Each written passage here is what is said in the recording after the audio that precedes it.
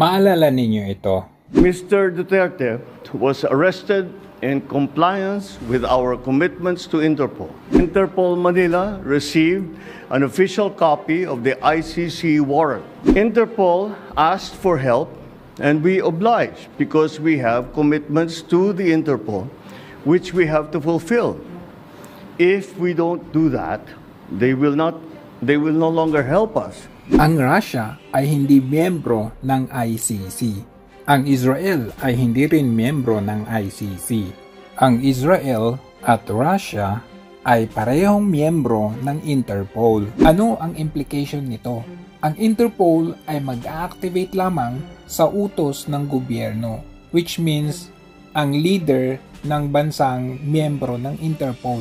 Ito ang rason kung bakit hanggang ngayon si Vladimir Putin at ng Israel leader na si Benjamin Netanyahu ay hanggang ngayon hindi pa rin naaaresto. Dahil ang dalawang ito ay wala pa ring utos sa Interpol Israel, Interpol Russia na sila ay arestuhin.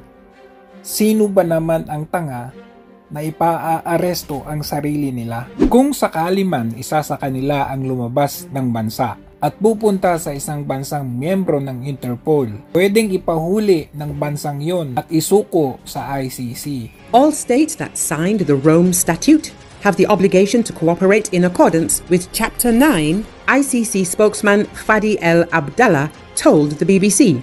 The Rome Statute is an international treaty that set up the court, which Mongolia ratified in 2002.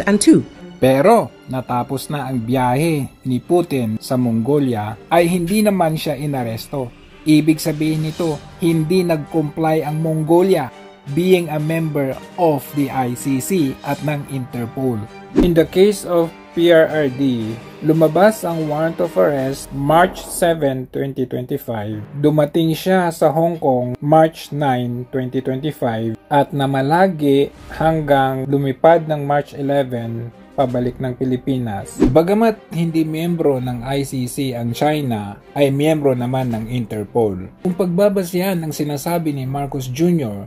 na bumasi lang ang Pilipinas sa Interpol doon sa ICC warrant of arrest, bakit hindi pinaaresto ng China si PRRD gamit ang Interpol? Nangangahulugan lamang ito na kapag walang kumpas leader ng bansa, kay Interpol man yan o ICC man yan, hindi po mangyayari ang pag-aresto sa isang nasasakdal. Isa pang magandang halimbawa itong pahayag ni Trillanes, kung saan kung mananalo si Leni Robredo ay hindi raw siya papayag na isuko si PRRD sa ICC. Bam and Lenny, ayaw nila ng ICC. Sinabi nila sa akin yun. Talaga? Personally? No, kung mananalo daw si Lenny noong 2022, hindi raw nila ibibigay si Digong sa ICC. Kaya nga naman sa Senate hearing, nagkanda gulo-gulo sila. Kahit anong palusot nila ay huli pa rin ang kanilang kasinungalingan. Siyempre, yung famous line nitong si Remulla. And who was really on top of this? Kayo ho ba? Ikaw ho ba nagplano ng lahat ng ito? Hindi naman. It was a group effort. Secretary Chidoro was there. Secretary Anyong was there too. And the President and I. Ganito kawalang utang na loob itong Marcos Jr. na ito.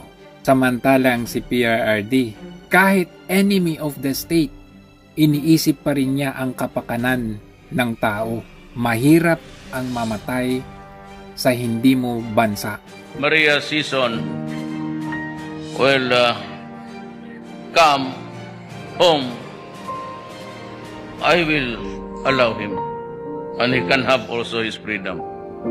Maria Sison is old, is sick, and he deserves to be where he belongs, considering the imponderables of life.